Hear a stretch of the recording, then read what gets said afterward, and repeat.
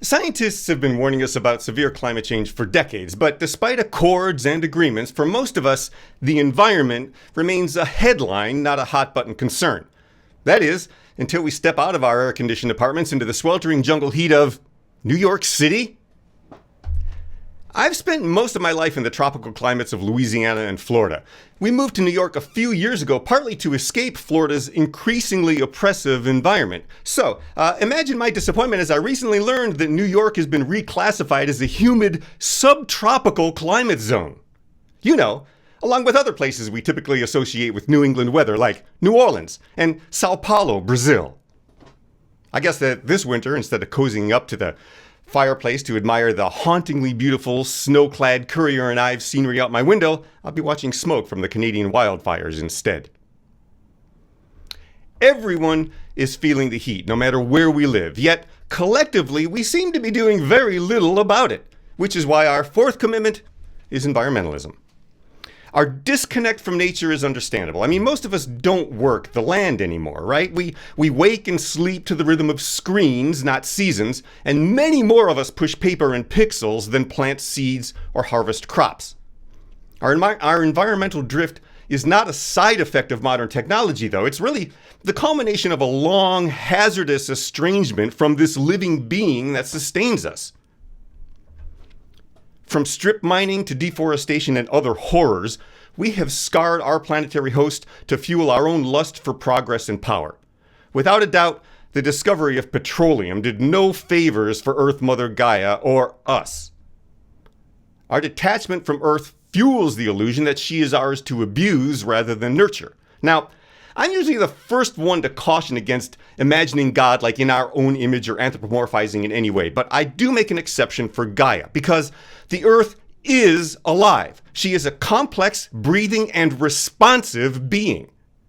Maybe remembering she has a name and that her face is the entire natural world, including us, might remind us to treat her less like a resource and more like a relative.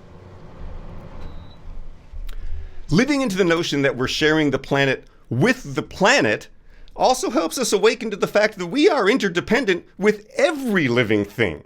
From the bacteria in our guts to the forests Brazilians are torching to grow corn, to the displacement of indigenous people, we wound the planet to feed the insatiable greed of multinational corporations. Sadly, we've lost our sense of balance with nature.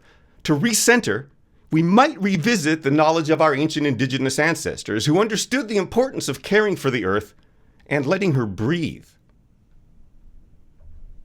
Caring about the health of our planet means standing with communities whose land is being poisoned and stolen, and listening to indigenous ways of cooperating with nature that have endured centuries of colonization and exploitation. I want you to look at something. This is Tenochtitlan, modern-day Mexico City. This is Tenochtitlan in 1518 CE. Now, I urge you to visit Thomas Cole's brilliant and insightful website about Tenochtitlan, a city built in the middle of a lake by people who understood the idea that the earth is not ours, but under the care of a trusted partnership, a covenant between humans and God. I want to reiterate that the ancient Mexica people built a city in a freaking lake, which required constant water management. They built an intricate system of canals, dams, causeways, and locks, not to manipulate, but to build with the planet's natural currents. The bracing clarity of the Mexica is entangled throughout the world's ancient religious traditions. Every religion I know of frames stewardship as a sacred duty, pairs mercy with justice, and names us as trustees of creation. In our religious stories, casual neglect of Gaia isn't just irresponsible, it's a failure to honor the trust placed in us by God. In the Jewish tradition, tikkun olam, or repairing the world, defines the human partnership with the divine, recognizing that responsibility for what is broken belongs to all of us. That sense of shared obligation is echoed in the Torah's agricultural laws, leaving the edges of the field for the poor to glean and letting the land rest every 7 years, our actions quietly reminding us that the earth isn't here for our endless consumption, but instead requires our careful tending. Hindus have a terrific attitude called ahimsa. It's the art of non-harming. It's a lifestyle that acknowledges how every choice reverberates through the quantum universe. Ahimsa is a worldview that insists every gesture matters. It's easy to forget that every choice we make, what we buy, how we travel, even what we throw away, sets off a chain reaction that reaches far beyond our own lives. I remind myself that the butterfly effect isn't just a clever metaphor, but proof of our quantum entanglement. Just as a drought in Japan can contribute to a famine in Pennsylvania, our personal actions also ripple across the world. We are as interconnected as the canals of Tenochtitlan. We must be mindful of that fact.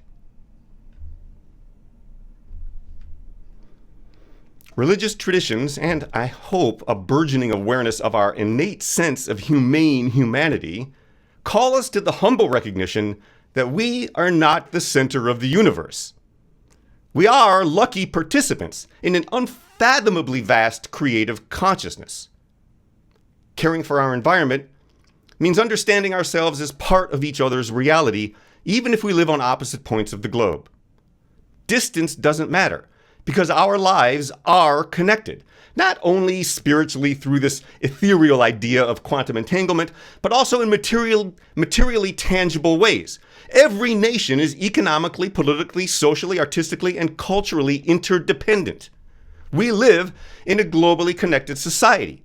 What happens in China and Europe and Ukraine massively affects our lives in the United States. And it should also be apparent that actions taken in the United States have an outsized effect on the rest of the world. The American Humanist Association asks us to, quote, acknowledge our collective and individual mistakes, repair past damages, and purposefully work toward cultivating rich, diverse, and resilient ecosystems. I agree, but it's not enough for us to feel bad about melting glaciers and dying coral reefs. We also have to own the consequences of our actions and those of our ancestors to begin the work of healing, not only our planet, but also our relationships with all of the cultures she sustains. Amen. Our question to consider is, what does it look like to live in partnership with Gaia? What does it look like to live in partnership with this living being, the Earth? Let's take a minute and a half or so just to gather our thoughts, and then I'll open us up for discussion.